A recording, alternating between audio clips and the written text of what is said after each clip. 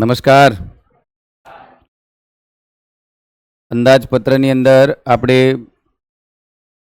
Basic concept આમ કરીને જે તમને મેં 4 થી 5 વિડીયો આપ્યા છે, એ 4 થી 5 વિડીયો જોઈને જ આ વિડીયો જોજો, બરાબર? તો તમને ભણવામાં સુગમતા રહેશે અને આ વિડીયોમાં શું ભણી રહ્યા છે એનો ખ્યાલ આવશે. એટલે આ વિડીયો જોતા પહેલાં મારા આગલા 4 વિડીયો બેઝિક કન્સેપ્ટના જોઈ લેવા, બજેટના, બરાબર? આમ દેખો, આજે તમને આખા બજેટના અંદાજપત્રની અંદર જેટલી પણ આપણી આવક છે, જેટલો પણ આપણો ખર્ચો છે, એ તમામ ખર્ચાનું આપણે ડીપલી અધ્યયન કરીશું. અને એના બાદ આપણે કઈ રીતે આપણે ડેફિસિટ પર જઈ રહ્યા છે, ડેફિસિટ કેમ દેશને નુકસાનકારક છે, ઇન્ફ્લેશનને કઈ રીતે અસર કરે છે, બરાબર, એ દેશની જીડીપીને કઈ રીતે અસર કરશે. તો આના માટે સરકાર રાજકીય કોષીય નીતિઓની અંદર ટેક્સમાં શું ફેરફાર કરશે, એની સબસિડીમાં શું ફેરફાર કરશે, એ તમામનું આપણે ધ્યાનથી અધ્યયન કરીશું, બરાબર? તો પહેલાં 4 વિડીયો જોઈ પછી જ આ વિડીયો જોજો. ચાલો, હું તમને પૂછું, અંદાજપત્ર છે, બરાબર? તો અંદાજપત્રને આપણે કેટલા ભાગમાં વેચીશું બેટા? બોલો. 2 ભાગમાં વેચીશું ને, બરાબર? તો કયા કયા 2 ભાગ? તો તમે જાણો જ છો કે પહેલો આ કયો ભાગ છે આપણો? બોલો. મહેસૂલી, એટલે કે એને આપણે શું કહેશું? રેવન્યુ. શું કહેશું?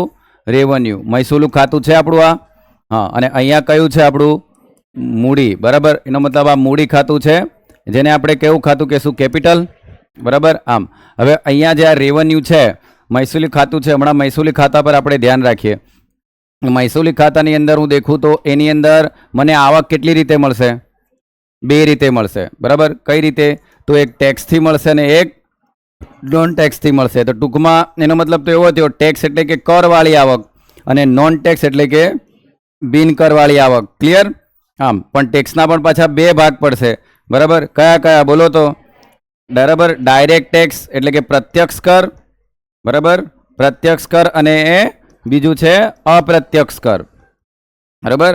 અપ્રત્યક્ષ કર. તો એને કહેશું આપણે ઇનડાયરેક્ટ ટેક્સ, બરાબર? શું કહીશું? Indirect tax. હવે આપણે ચર્ચા કોની કરવાની છે? તો આપણે પહેલાં આખો પોર્શન ભણીએ એની પહેલાં આપણે શરૂઆત ડાયરેક્ટ ટેક્સથી કરીએ, બરાબર? આપણે શરૂઆત શાનાથી કરીશું? ડાયરેક્ટ ટેક્સથી કરીશું. ને ડાયરેક્ટ ટેક્સને થોડું ડીપલી ભણવાનો પ્રયત્ન આપણે કરીશું. તો દેખો, ડાયરેક્ટ ટેક્સ એટલે કયા કયા ટેક્સ હશે, બરાબર? તમે બધા જાણો છો કે ભાઈ ડાયરેક્ટ ટેક્સની અંદર કયા કયા ટેક્સ હશે. તો પહેલો જ ટેક્સ કયો છે આપણો? Income tax. કયો ટેક્સ છે? ઇન્કમ ટેક્સ, જેને આપણે શું કહીએ? આવકવેરો. શું કહીએ છીએ?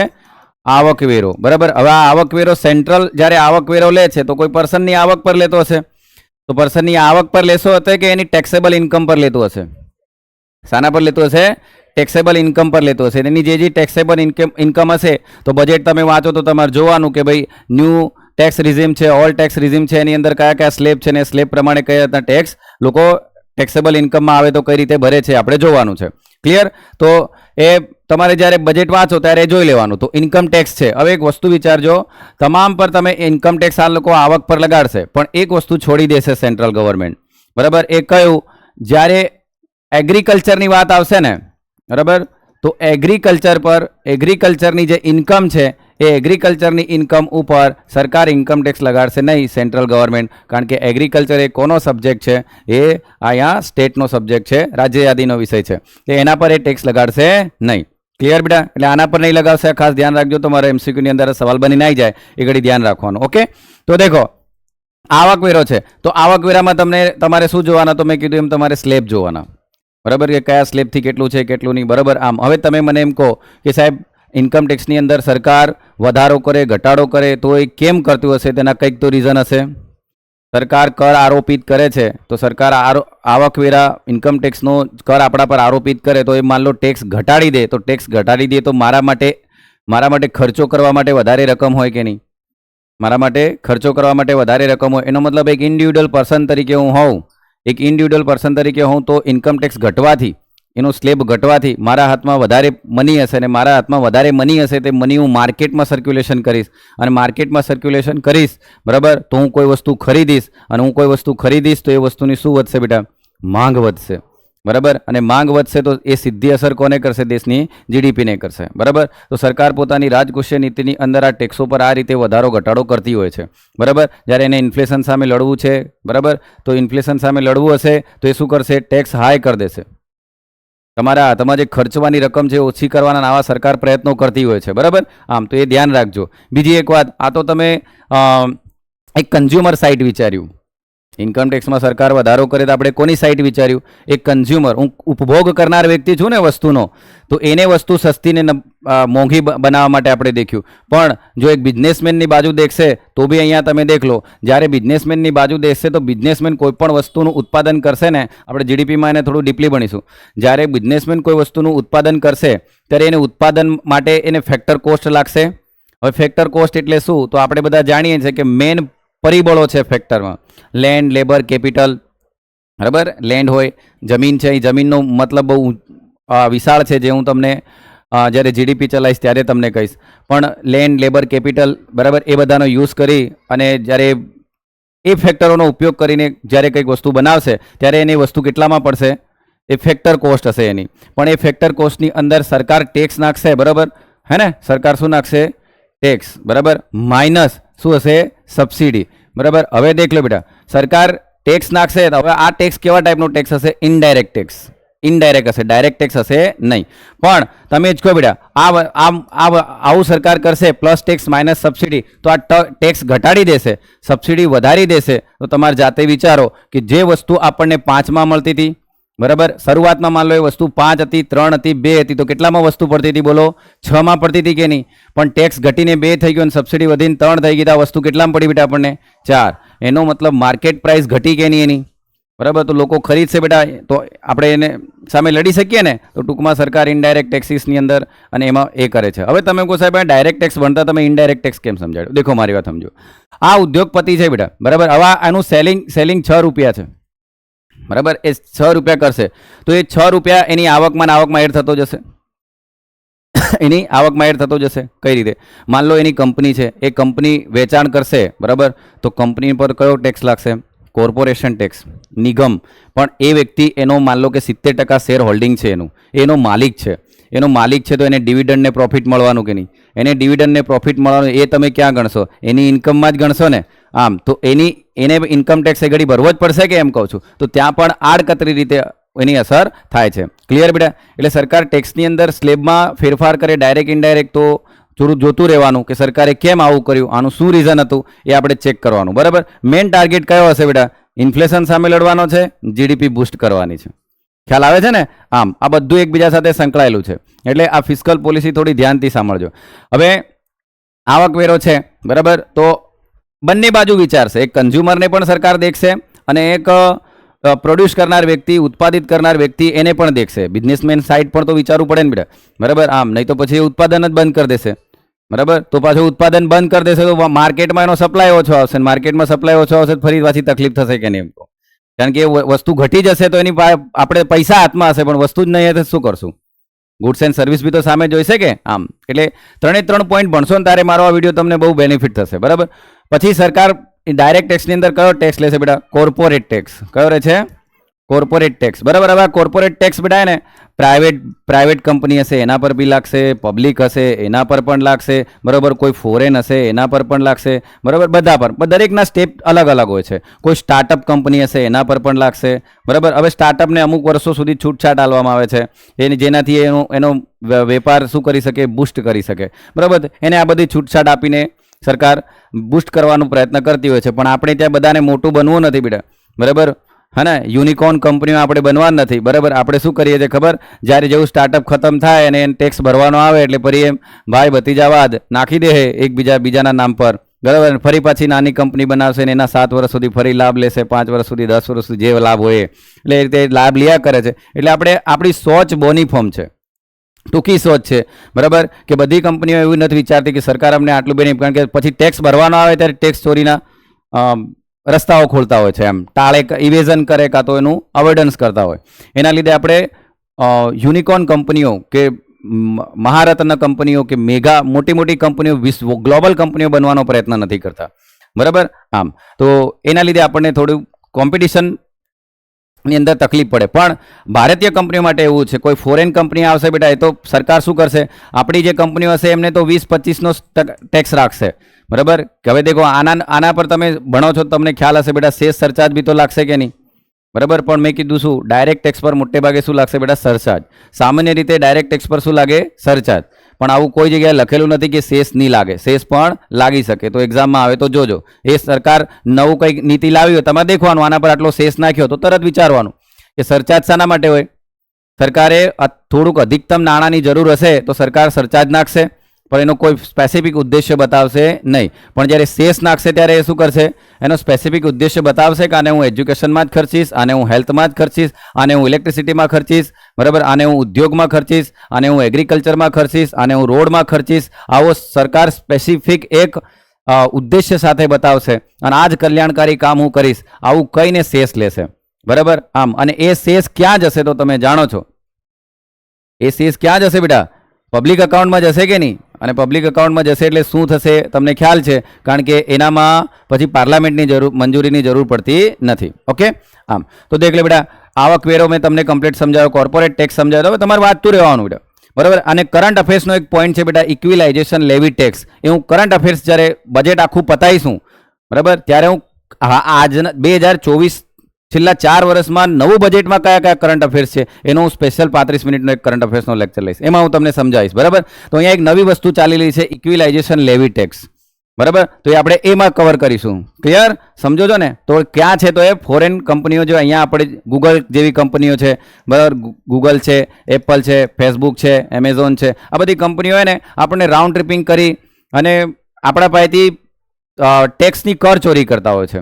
બરાબર, તો એને આપણે થોડું ડીપમાં પછી ભણીશું. હમણાં ખાલી એટલું યાદ રાખજો કે આવા પ્રાઇવેટ, પબ્લિક, ફોરેન અને ગાફા જેવી મોટી મોટી કંપનીઓ છે, એમના પર ગૂગલ ટેક્સ ને સ્ટાર્ટઅપ, આના પર સરકાર વિચારી છે કે વિશ્વના OECD અને G20 જે દેશો ભેગા થઈને આવું વિચારે છે, ખાસ કરીને OECD, કે આ લોકો પર એક ગ્લોબલ મિનિમમ ટેક્સ રાખો. બરાબર, આમ. હે ને? એટલે તમને ધીરે ધીરે ખ્યાલ આવશે કે આ લોકો કઈ રીતે ટેક્સની ચોરી કરે છે. બરાબર, તો સરકારને કોર્પોરેશન ટેક્સમાંથી આવક મળે છે, બરાબર, ઇન્કમ ટેક્સમાંથી આવક મળે છે. તો મારા ડાયરેક્ટ ટેક્સ આ બધા છે. એના પછી એક બીજો ટેક્સ છે બેટા, capital gain tax.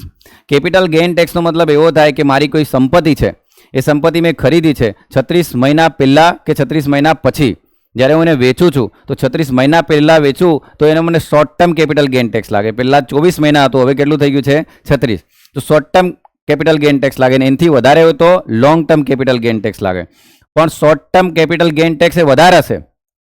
Short term capital gain tax એ વધારે હશે અને long term capital gain tax એ કેવો હશે બેટા? બોલો, ઓછો. એનું કારણ શું? કારણ કે માણસ અહીંયા માન લો કે કોઈ જમીન ખરીદે છે, જમીન 20 લાખમાં ખરીદીને 3 મહિનામાં માણસ એને 22 લાખમાં વેચી દેતો હોય તો તમે મગજમાં વિચારો.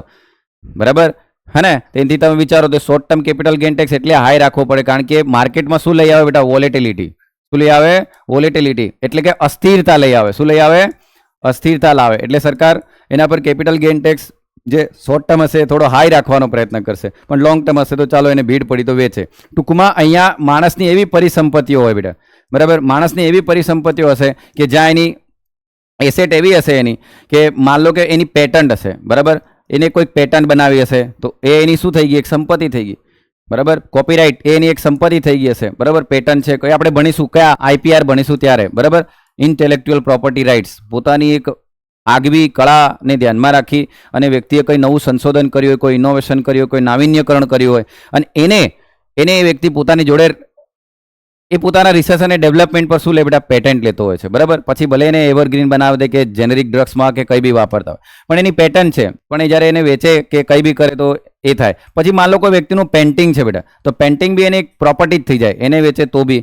બરાબર, એની જ્વેલરી છે, બરાબર, તો આભૂષણો છે, આવું બધું ઘણું હોય. પણ તમારે દેખવાનું કે શું આની અંદર સંપત્તિની વાત થઈ રહી છે. બરાબર, હવે સંપત્તિ કેવી હોય બેટા? 2 પ્રકારની, એક સ્થાવર અને એક જંગમ. બરાબર, હે ને? મૂવેબલ અને ઇનમૂવેબલ. હવે માન લો જમીન એક સંપત્તિ જ છે કે નહીં બેટા? એમ કહો. બરાબર, તો શું જમીનને તમે મૂવેબલ કરશો? ઇમૂવેબલ છે કે નહીં બેટા? આમ. તો સ્થાવર મિલકત છે કે નહીં? એમ કહો. પણ મારા હાથમાં મારો મોબાઈલ છે ને હું લઈને એક જગ્યાએથી બીજી જગ્યાએ જઈ શકું છું. બરાબર, તો એ કેવી કહેવાય? જંગમ. ખ્યાલ આવે છે બેટા? તો જમીન છે, મકાન છે, અરે એવા ને બેટા એ શેર ડિબેન્ચર જે ખરીદતો હશે, બરાબર, તો શેર બોન્ડ પોતાની જોડે જ રાખતો હશે કે આમ. હવે તમે જાણો છો કે શેર બોન્ડમાં મેં કમાતો હશે તેના પર બીજો બી ટેક્સ લાગે છે, તમે જાણો છો, સિક્યુરિટી ટ્રાન્ઝેક્શન ટેક્સ, પ્રતિભૂતિ ટેક્સ ને એમ. તો આ બધા સંપત્તિઓ પર લાગતો કેપિટલ ગેઇન ટેક્સ છે. પછી એક છે સિક્યુરિટી ટ્રાન્ઝેક્શન ટેક્સ છે, બરાબર. આમ તો આ જે સિક્યુરિટી ટ્રાન્ઝેક્શન ટેક્સ, આ બધા કેવા ટેક્સ છે? આપણા ડાયરેક્ટ ટેક્સ છે. કેવા ટેક્સ છે? ડાયરેક્ટ ટેક્સ છે. એટલે હવે તમે વાંચો ત્યારે દેખવાનું આ ટેક્સ ડાયરેક્ટમાં આવે છે કે ઇનડાયરેક્ટમાં આવે છે. હવે ડાયરેક્ટ ટેક્સ હશે બેટા, બરાબર, તો તમે જાણો છો કે ટેક્સ ઇમ્પેક્ટ એ વ્યક્તિ પર જ થશે કે નહીં એમ કહું. કરાઘાત, બરાબર, આમ બરાબર, કરાઘાત અને કરાપાત સેમ વ્યક્તિ પર હશે કે નહીં એમ કહું, બરાબર. કરાઘાત અને કરાપાત સેમ વ્યક્તિ પર હશે. એટલે ડાયરેક્ટ ટેક્સની અંદર વ્યક્તિ ખુદ ટેક્સ ચૂકવતો હશે, બરાબર. એ વચ્ચે કોઈ ઇન્ટરમીડિયેટને લેતો હશે નહીં, બરાબર. આમ એટલે પ્રત્યક્ષ કરે ને એટલા માટે કીધું, બરાબર. એટલે કોઈ ટેક્સ વાંચો તો એ ઘડી ધ્યાનમાં રાખજો કે આ શું કહેવા માંગે છે, ડાયરેક્ટ ટેક્સ છે કે ઇનડાયરેક્ટ ટેક્સ. હું તો કોઈ ખબર તો પડી જ જશે. આપણે મેઇન મહત્વના કયા છે બેટા? એક ઇન્કમ ટેક્સ, એક કોર્પોરેશન ટેક્સ, એક કેપિટલ ગેઇન ટેક્સ અને એક સિક્યુરિટી ટ્રાન્ઝેક્શન ટેક્સ. પછી અમુક કંપનીઓ પોતાનો પ્રોફિટ ઝીરો બતાવતી હોય બેટા. અમુક કંપનીઓ પોતાનો પ્રોફિટ કેવો બતાવતી હોય? ઝીરો. જાણી જોઈને ઝીરો બતાવે બેટા. લૂપ હોલ્સ એ આપણે ભણીશું. ટેક્સ ચોરી કઈ રીતે કરે, ટેક્સ કઈ રીતે ટાળે છે, બરાબર. કાયદામાં રહીને લૂપ હોલ્સ ખોલીને પણ લોકો ચોરી કરે બેટા, બરાબર. આમ એવું બી હોય, એ આપણે બધા ભણીશું કે કાયદાના લૂપ હોલ્સ કઈ રીતે લે છે. એ મતલબ એ પ્રોફિટ પોતાનો જે હોય છે એ પ્રોફિટ એકદમ ઝીરો બતાવી દે. તો આના પર સરકાર શું નાખી દે બેટા? Minimum alternative tax. શું નાખી દે? મિનિમમ અલ્ટરનેટિવ ટેક્સ, જેને એમ કહેવાય કે ન્યૂનતમ વૈકલ્પિક કર, જે કેટલો છે હમણાં? 15%. કેટલો છે? 15%. બાળક કંઈ નહીં, તમારી ભાઈ બુક પ્રોફિટમાં તમે કશું નથી, બરાબર, કંઈ નથી કમાતા, બરાબર, છતાં પણ તમે 20-20 હજારને કેમ નોકરી પર રાખી રહ્યા, અમને જ ખબર નથી પડતી, એવું તો કયું મહાષડયંત્ર કરો હો, બરાબર. એમ કરીને પછી એમ કે બીજું ઠીક છે, ચાલો મિનિમમ અલ્ટરનેટિવ ટેક્સ આપી દો. પણ આ બેટા એને કંપની રજિસ્ટરમાં હશે. જેટલી પણ કંપનીઓ બનતી હશે એમનું રજિસ્ટ્રેશન ક્યાં થતું હશે? કંપની રજિસ્ટ્રેશન એક્ટમાં જ થતું હશે. નવો લેટેસ્ટ હમણાં આપણો 2013નો કંપની રજિસ્ટર એક્ટ છે. જૂનો બી ટેક્સ છે, અરે જે કાયદો છે એ કાયદામાં આ બધાનું રજિસ્ટ્રેશન કરવામાં આવે છે, બરાબર. તો પણ માન લો કે સાહેબ અમૂલ જેવી કોઈ હોય, બરાબર, હે ને, અમૂલ જેવું કોઈ કોઓપરેટિવ ફેડરલિઝમ હોય, અરે કોઓપરેટિવ હોય બેટા, સહકારી કંપની. કેવી કંપની બેટા? સહકારી કંપની. તો એના પર આપણે કયો ટેક્સ લગાડીશું બેટા? એએમટી, બરાબર, અલ્ટરનેટિવ મિનિમમ ટેક્સ. ઓકે, તો આ થયા આપણા કેવા ટેક્સ બેટા? Direct tax. આ આપણા કેવા ટેક્સ છે બેટા? બોલો, ડાયરેક્ટ ટેક્સ. તો ડાયરેક્ટ ટેક્સની અંદર તમે દેખ્યું, મારા સાથે એકવાર દોહરાવજો. પહેલો કયો ટેક્સ હતો બેટા? બોલો, ઇન્કમ ટેક્સ, બરાબર. તો ઇન્કમ ટેક્સમાં વાંચો તો ધ્યાનથી દેખશો. શું દેખશો બેટા? સ્લેબ, બરાબર. એમાં ડિડક્શન મળે બેટા, બરાબર. તમે એલઆઈસીમાં પૈસા રોકો, ડિડક્શન મળે, બરાબર. આમ તમે તમારા બાળકની ફીસ પાછળ કંઈ ખર્ચો કર્યો, મળે ડિડક્શન, બરાબર. આમ એટલે બધા ડિડક્શનો બાદ કરતા એની ટેક્સેબલ ઇન્કમ પર ટેક્સ આવતો હોય, બરાબર. આમ હવે માન લો કે તમે પીએમ કેર ફંડમાં પૈસા નાખ્યા બેટા, મળે, બરાબર, પીએમ ખરમાં. પછી તમે માન લો ઇલેક્ટ્રોલ બોન્ડ આપણે સરકારને કોઈ જગ્યાએ કોઈ ડોનેટ કોઈ જગ્યાએ કર્યું, તમને એમાં છૂટછાટ મળે. તમે માન લો સીએસઆર આલ્યો બેટા. સીએસઆર એટલે શું ખબર? સીએસઆર એટલે કોર્પોરેટ સોશિયલ રિસ્પોન્સિબિલિટી, બરાબર. હમણાં પ્રાઇમરી સ્કૂલોની અંદર મોટી મોટી આવા જે ફ્લેટ પેનલ બોર્ડો છે એ બોર્ડો આપે છે અને એના પર લખેલું છે કે રિલાયન્સના સીએસઆર તરફથી, અદાણીના સીએસઆર તરફથી. તો એનો જે કંપની છે, બરાબર, એ કંપની શું કરે છે કે એ સીએસઆરમાં રોકાણ કરીને અમે આટલા આલ્યા છે લોકોને, બરાબર. હવે કઈ રીતે એમાં શું કરતા હે તમારે જાતે સમજી જવાનું બેટા, બરાબર. 60,000નું હે ને 80,000નું બિલ બનાવીને મોકલતા હે બેટા, એટલે 20,000નો હિદ્દો એક બોર્ડ પર એ લોકો સીએસઆરમાં ગફલું કરતા હશે. ઠીક છે, આવું નહીં કહેવું જોઈએ. કદાચ આ વિડીયો જે સાંભળતા હોય તો કહે કે હું કર્યું, પણ જે છે એ તો છે જ બેટા, તમે ભાઈ ગાંડા છો. તો સીએસઆર જે છે તો કોર્પોરેટ સોશિયલ રિસ્પોન્સિબિલિટી છે. તો કોર્પોરેટ સોશિયલ રિસ્પોન્સિબિલિટી એટલે એવું કે બેટા માન લો કોઈ કંપની આમ કે ભાઈ મેં આના અંદર 8 લાખ રૂપિયા આપ્યા છે, તો એ ટેક્સમાં એને ડિડક્શનમાં મળશે, કપાઈ જશે. ખ્યાલ આવે છે બેટા? એટલે કોર્પોરેટ ટેક્સ એનો કેવો આવશે બેટા? ઓછો, બરાબર. જેને કહેવાય સીએસઆર. શું કહેવાય બેટા? Corporate social responsibility. હવે કોર્પોરેટ એટલે નિગમ, બરાબર. કોર્પોરેટ એટલે એ. પછી સોશિયલ એટલે સામાજિક, અને રિસ્પોન્સિબિલિટી સામાજિક જવાબદારીને ધ્યાનમાં રાખીને જે નિગમે કામ કર્યું એને શું કહેવાય બેટા? સીએસઆર. સમજો છો બેટા? એટલે તમને શાના પર ટેક્સ લાગે? તો ટેક્સેબલ ઇન્કમ પર લાગે, તમારા ટર્નઓવર પર ટેક્સ લાગે નહીં. આટલું યાદ રાખજો, બરાબર. ઓકે, તો દેખ લો, ઇન્કમ ટેક્સ ખબર પડી ગઈ તમને, કોર્પોરેશન ટેક્સ ખબર પડી ગઈ, બરાબર. કઈ રીતના લાગે એ પણ ખ્યાલ. પછી કેપિટલ ગેઇન ટેક્સમાં મેં સમજાવ્યું બેટા કે પરિસંપત્તિનું નિર્માણ તમે કર્યું હોય, બરાબર. અને સિક્યુરિટી ટ્રાન્ઝેક્શન ટેક્સ જે શેર બજાર સાથે સંકળાયેલું છે, બરાબર, એ બધું. હા, એના પછી તમે દેખ્યું કે પ્રોફિટ નહીં મળતી હોય ને કરાઘાત કરાપાતે. હવે આપણે આગલું પોઈન્ટ એવો ભણવાનો છે બેટા, મને એમ કહો વારા પરથી એક જણ તમે કહેજો કે આ જે પ્રત્યક્ષ કરો છે, બરાબર, આ તમે પ્રત્યક્ષ કરો છે, બરાબર, એ પ્રત્યક્ષ કરો બે કામ કરશે. એક તો ઇન્ફ્લેશન માટે બી કરશે બેટા, બોલો, પણ સરકારની પોલિસી પ્રમાણે, અને એક જીડીપીને પણ અસર કરશે કે નહીં? 100% કરશે બેટા, બરાબર, હા, કે એનાથી જીડીપીને અને ઇન્ફ્લેશનને કઈ રીતે અસર થશે તો ક્રોનોલોજી વાઇઝ તમે ભણતા જશો તો તમને ખ્યાલ આવતો જશે. બરાબર, પણ અહીંયા દેખો તમે કે પ્રત્યક્ષ કરોના કંઈક તો ફાયદા હશે કે નહીં બેટા, મને એમ કહો, હા કે ના બોલો? પ્રત્યક્ષ કરોના કંઈક તો ફાયદા હશે. હા, તો દેખ લો બેટા, આ માન લો આપણો ભારત દેશ છે. બરાબર, હવે ભારત દેશની અંદર તમે દેખો તો આ ગુજરાત છે અને અહીંયા નોર્થ ઇસ્ટના આપણા સ્ટેટ છે કે નહીં, મને એમ કહો. હવે હું એમ કહું કે અહીંયા હું કંપની ખોલું ને બેટા, અહીંયા હું કંપની ખોલું, સરકાર શું કહે ખબર? કે તમે આ એરિયામાં કંપની ખોલશો, દિલ્હીમાં કંપની ખોલશો, અહીંયા કંપની ખોલો, તો અહીંયા તમે કંપની ખોલશો ને તો એનો તમારે 30% ચાર્જ આલવો પડશે. મીન્સ કે 30% કર ભરવો પડે, પણ અહીં ખોલો તમારે 20%. હવે સરકારે આવું કેમ કર્યું હશે, કોઈ મને કહેશે બેટા? બોલો, સરકારે આવું કેમ કર્યું હશે? અહીંયા તમને 30 છે અને અહીં જો તમે એકદમ અહીં એક નક્સલવાદ એરિયામાં કરો ને તમે, બરાબર, નક્સલવાદ એરિયામાં કરશો તો તમારે 10%. તો કોઈ કંપની, મને એમ કહો બેટા, સાંભળજો, કંપની ખોલનાર વ્યક્તિ જે બી હશે કે સ્ટાર્ટઅપ કરનાર કોઈ બી વ્યક્તિ હશે, અહીંયા એને ટેક્સ 1 કરોડ પર 30 લાખ ભરવો પડી રહ્યો કે નહીં? અહીંયા એને 10 લાખ ભરવો પડી રહ્યો, અહીંયા એને 20 લાખ ભરવો પડી રહ્યો કે નહીં? માણસ શું વિચારશે? ક્યાં જશે? નક્સલવાદી એરિયામાં જશે, નોર્થ ઇસ્ટમાં જશે, અહીંયા હિલી એરિયા છે, ચાલો હિલી એરિયામાં જશે.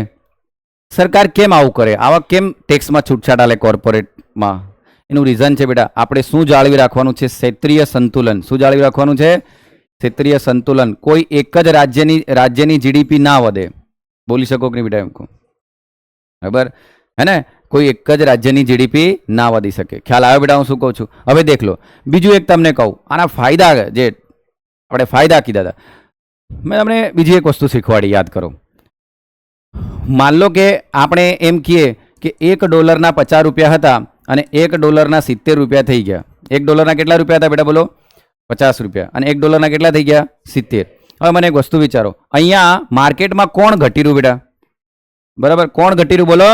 ડોલર. એનો મતલબ જે વસ્તુ ઓછી છે એની તો માંગ છે ભાઈ, હે ને? બોલબાલા કોની છે? જે ઓછા છે એનાની. બરાબર, વધારે છે એનાની ક્યાં બોલબાલા છે? બરાબર, એની તો કિંમત રહે, હીરાની કિંમત વધારે કે રહેતી નહીં? હા, તો તમે દેખો તો આ ડોલરો ઓછા થયા. સાહેબ, ડોલરો ઓછા થવાનું કારણ શું? તો ડોલરો ઓછા થવાના 2 રીઝન છે.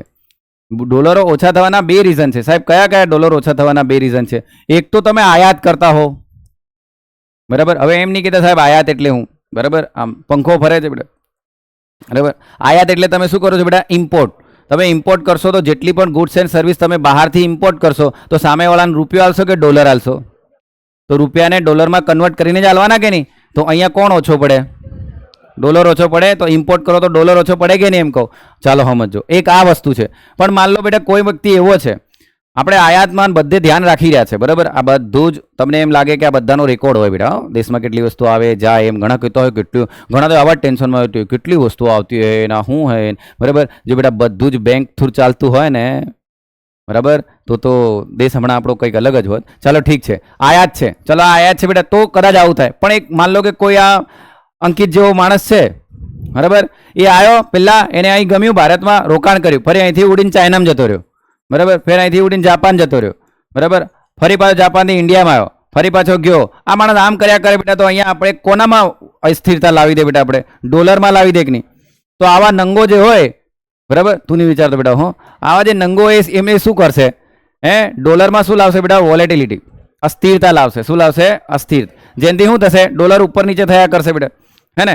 અને ઘણા હોશિયાર એવા હોય કે જ્યારે આપણે ટેક્સ વધારી દઈએ ને, એમની કંપની પર આપણે ટેક્સ વધારી દઈએ કે અચાનક આપણે એમ કે ચલો 40% અને તમારો બધા સેસ સરચાર્જ સાથે તમારો ઇફેક્ટિવ ટેક્સ 43% જેટલો થશે. હવે બેટા કરોડમાંથી 43 લાખ હાલે ખરો એના નફામાં? નહીં હાલે. એ પછી શું કરશે? અહીંથી બેટા જવાની કોશિશ કરશે, બરાબર. એટલે જશે, એટલે આને કહેવાય બેટા અમુક વાર જાણી જોઈને ને ફેટ ટેપરિંગ કરે બેટા. શું કરે? ફેટ ટેપરિંગ કરતા હોય આ લોકો. અહીંથી જાણી જોઈને જતા રહે, એમ. હા, સરકાર પાડ દે, બોલો, ધારે તો, બરાબર. અહીંથી આ લોકો જતા રહે. તમે હમણાં સમાચારોમાં સાંભળતા હશો, ભારતમાંથી ઘણા ઉદ્યોગપતિઓ ભારતને છોડીને જાય છે, ને આમ છે ને તેમ છે. તો એ ઉદ્યોગપતિઓ જાય છે, ત્યાંથી શું લઈ જાય બેટા? ડોલર. એટલે પછી નિર્મલા સીતારામન ખોટું બોલતી નથી, બરાબર. આમ હે ને, રૂપિયો નબળો નથી થતો, ડોલરને મજબૂત કરવામાં આવે છે. તો ક્યાં ખોટું બોલી? નહીં સમજ્યા? રૂપિયો નબળો નથી થતો, પણ ડોલરને મજબૂત કરવામાં આવે છે. તો દેખ લો, ડોલર ઘટાડશો તો મજબૂત થશે જ કે બેટા, એમ કહો, બરાબર. એટલે આ વસ્તુ છે.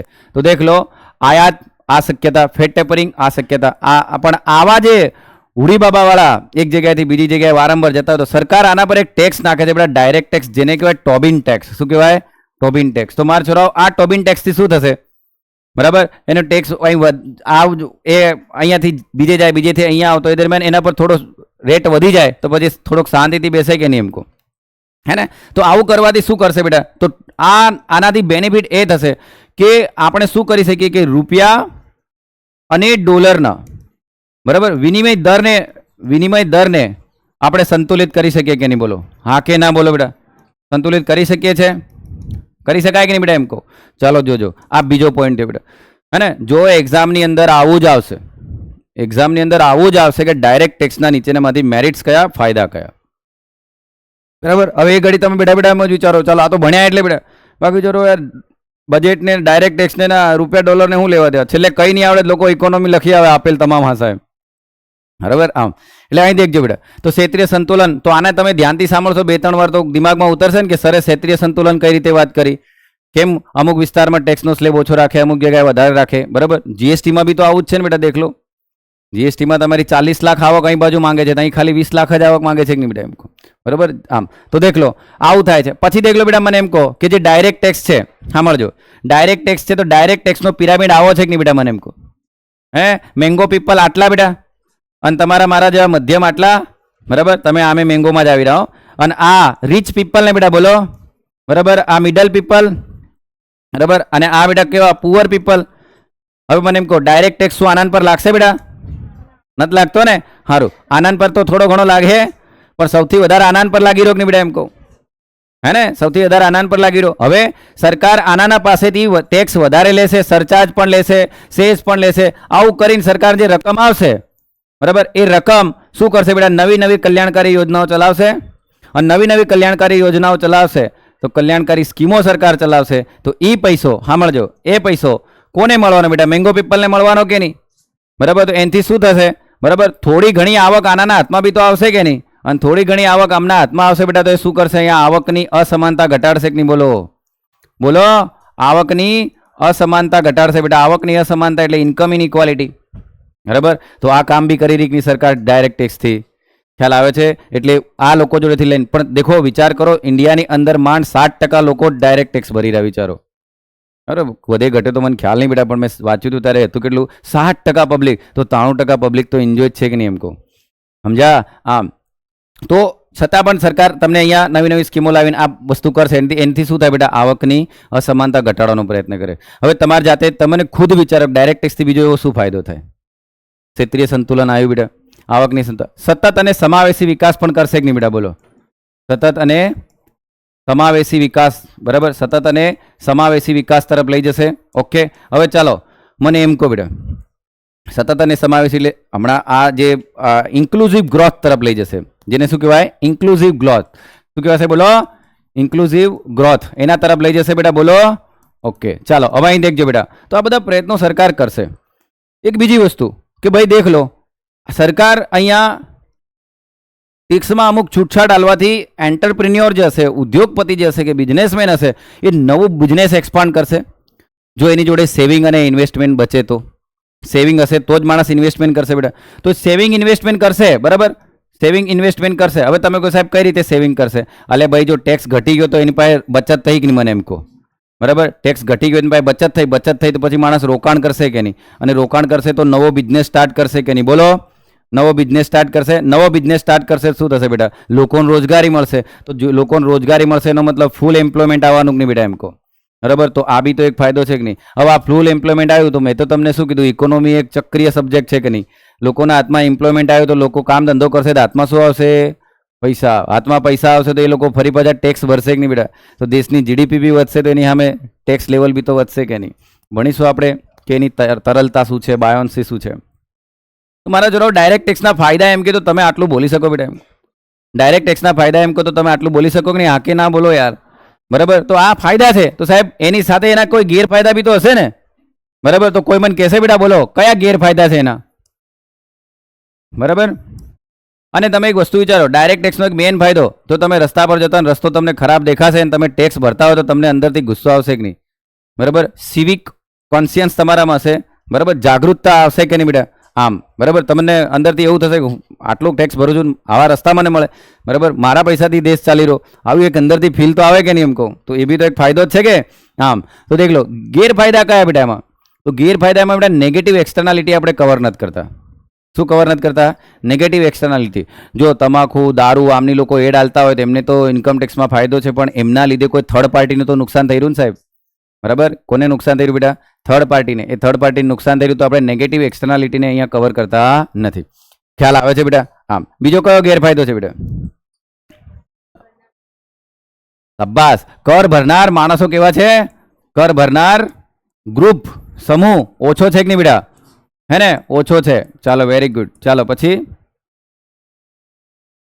અહીંયા હે શાબાશ અહીંયા આપણે દેખજો બેટા નાણાંની મિત વહેતા હવે દેખ લો તમને એમ સાહેબ આ એને બરાબર લોકો ટેક્સ નહીં ભરતા મધ્યમવાળા બી બરાબર ટેક્સ નહીં ભરતા તો આપણે શું કરીએ એક કામ કરીએ સાહેબ કે હે ને માન લો કે આપણો સ્લેબ આવો છે બરાબર ચાલો આનાની તો આવક ચાલો ઠીક છે પણ આનાની આવક છે તો બી એ કંઈક ને કંઈક લૂપહોલ્સ તો ખોલી રહ્યા છે અને આ લોકો તો ભરી જ રહ્યા છે બરાબર અને આ બી તો કંઈક ખેલ કરતા હે આ બી કરતા હે આના માટે કામ કરીએ આપણે નવા હે ને ટેક્સ ઇન્સ્પેક્ટરોની નિમણૂક કરી દઈએ કોની નિમણૂક કરી દઈએ બેટા નવા ટેક્સ ઇન્સ્પેક્ટરોની નિમણૂક કરી દઈએ બરાબર એના નોકરીએ લગાડી દઈએ અને પછી આના ને ચાપતી નજર રાખીએ બધાના પાન કાર્ડ લીક કરી ગઈ બરાબર આમ પરમનન્ટ અકાઉન્ટ નંબર આવે ને બેટા હા આ કોણ તો બેટા યાદ કરજો એ આપણો કયો કાયદો છે બરાબર આ બધું કોણ દેખે બેટા સીબીડીટી દેખે ને બરાબર એના માટેનો આપણો કાયદો છે 1963 વાળો કયો કાયદો છે હા તો એક કાયદા નીચે જ બધું ચાલતું હશે પાછા એ નહીં ભૂલી જતા હો કાયદા વગર આ બધા પાવર મળે નહીં કદાચ હું કોઈ કાયદો કહેવાનું ભૂલી જાઉં તો ટેન્શન નહીં લેતા વાંચતી ઘડી જોઈ લેજો અચ્છા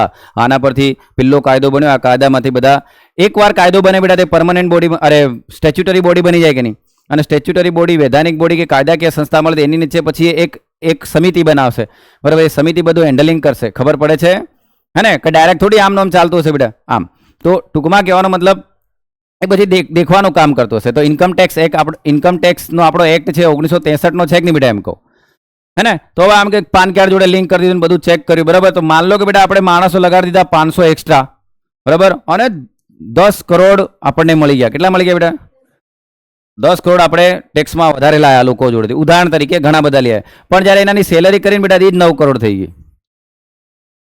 બરાબર તો અહીંયા જે કેનન ઓફ ઇકોનોમી છે એડમ સ્મિથની બરાબર એ સૂટ નહીં થઈ બેટા એને 4 સિદ્ધાંતો આપ્યા હતા બરાબર કે નિશ્ચિતતા હોવી જોઈએ બરાબર નાણાંની મિત વહેતા નહીં હોવી જોઈએ અનસર્ટેનિટી નહીં હોવી જોઈએ આવું બધું એ માણસે 4 સિદ્ધાંતો આપ્યા હતા બરાબર એ તમારી બુકોમાં લખેલા તો જોઈ લેજો વાંચ લેજો તો દેખ લો તો 9 કરોડ આવ્યા તો બેટા અહીંયા શું થયું બેટા બોલો નાણાંની મિત વહેતા જો આવું કરવા જાવ તો એક ડિમેરિટ છે કે નહીં તો મેઇન પોઈન્ટ તો બેટા દેખ લો એક તો કર ભરનારા ઓછા મિત વહેતા બીજું શું બેટા નેગેટિવ એક્સટર્નાલિટી છે કે નહીં એમ કહું થર્ડ પાર્ટીને નુકસાન છે કે નહીં એમ કહું બરાબર થર્ડ પાર્ટીને નુકસાન છે તો એનું તો કોઈ દેખવામાં નથી આવતું પણ મને એક વસ્તુ વિચારો કોઈ એક સારો ઓથર છે એ ઓથરે કહું બહુ સારી બુક લખી છે બેટા એ ઓથરે સારી બુક લખી છે હવે ઓથરે સારી બુક લખી છે તો એ બુક વાંચીને 10 માણસો સારા તૈયાર હશે તો એ પોઝિટિવ વસ્તુ છે કે નહીં બેટા એમ કહું તો આનાના પર ટેક્સ ઓછો હોવો જોઈએ આનંદ પર વધારે હોવો જોઈએ કે નહીં બેટા ખ્યાલ આવે બેટા અને બીજું એક આનંદ પર એ લોકો પિગોવિન ટેક્સ પણ નાખે છે બરાબર જે ખરાબ વસ્તુ થર્ડ પાર્ટી નુકસાન કરતા હોય ને એમના માટે એક ટેક્સ છે પિગોવિયન ટેક્સ બરાબર તો પરીક્ષામાં આવી જાય કે પિગોવિયન ટેક્સ એટલે શું તો બોલવાનું ભાઈ કે જે નેગેટિવ એક્સટર્નાલિટી ફેલાવતા હોય બરાબર અને નકારાત્મક દુષ્પ્રચાર કરતા હોય કેવો નકારાત્મક દુષ્પ્રચાર કરતા હોય તો ગુજરાતીમાં લખેલો હોય ટેન્શનમાં નહીં આવી જતું નિર્મલ ધ્યાન રાખજે બેટા બરાબર તો આ વસ્તુ છે તો નાણાં ભરનાર મિત વહેતા બોલો બીજો કોઈ ગેરફાયદો દેખાયો બેટા તમને નથી ને તો અહીંયા આપણો કયો ટેક્સ પત્યો બેટા બોલો ડાયરેક્ટ ટેક્સ બરાબર અહીંયા કયો ટેક્સ પત્યો બેટા ડાયરેક્ટ ટેક્સ વાંચતી ઘડી તમારા દિમાગમાં બધી વસ્તુ આવશે નહીં બોલો કે નહીં બેટા આમ ઓકે હવે દેખ લો આપણે હવે અહીંયા આવી જઈએ પાછા અહીંયા આવી જઈએ ને બેટા આકે ના તો બોલો યાર હે ને હા કેટલો ટાઈમ છે બેટા